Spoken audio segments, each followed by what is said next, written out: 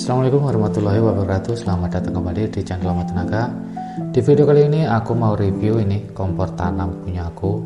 Mereknya adalah Moderna dengan tipe BH1725. Kompor ini sudah 4 tahun aku pakai. Gimana sih kondisinya setelah 4 tahun pemakaian? Apakah masih baik-baik saja atau ada masalah? Oke, langsung saja kita review.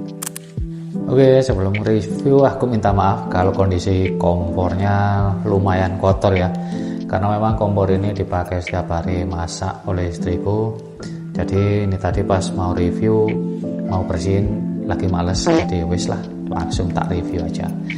Oke, pertama mungkin kita akan review untuk tempered glassnya ini ya. Untuk tempered glass dari Moderna ini selama 4 tahun pemakaian aku nggak ada masalah sama sekali sih ya.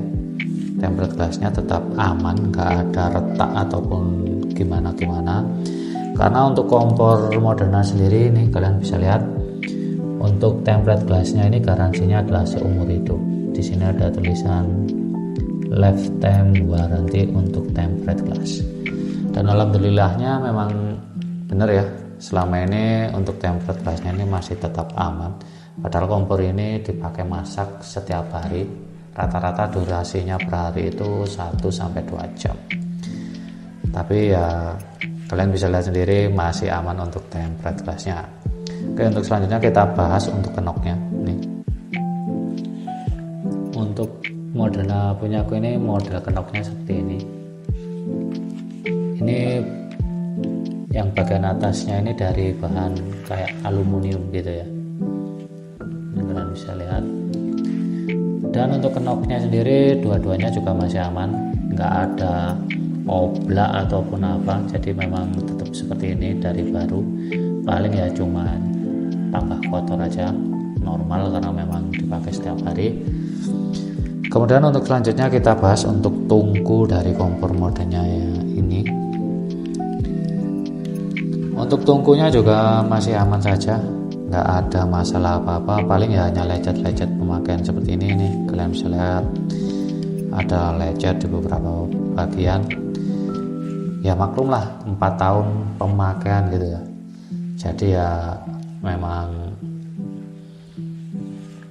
lecet itu normal gitu. Dan alhamdulillah sampai sekarang pun untuk tungkunya belum ada yang keropos, masih tetap utuh. Untuk di sisi kanan dan kiri nggak ada tungku yang keropos. Oke. Selanjutnya kita bahas untuk burnernya ya. Dan untuk burnernya ini memang aku mengalami sedikit kendala untuk burner yang ada di sebelah kanan ini. Jadi dulu itu nggak tahu istriku pas masak apa gitu ya, akhirnya ada tumpahan yang masuk ke dalam burner sini. Kemudian waktu itu tumpahannya itu lengket, jadi pas tak bersihin itu sambil tak kerok gitu ya, aku kerok pakai pisau nggak salah. Jadi nyala api di sebelah kanan ini jadi agak gimana ya, jadi kurang bagus gitu, nggak seperti nyala api yang di sebelah kiri ini. Aku tunjukin ya bedanya. Kita nyalain dulu untuk yang sebelah kiri. Nah, nyala apinya bisa rata, bisa bagus gitu. Untuk yang sebelah kanan ini menurutku nyala apinya agak berlebihan gitu. Nah kan, kalian bisa lihat sendiri kan. Padahal posisi kenoknya ini sama, tapi nyala apinya ini agak nggak beraturan gitu, beda dengan yang sebelah kiri.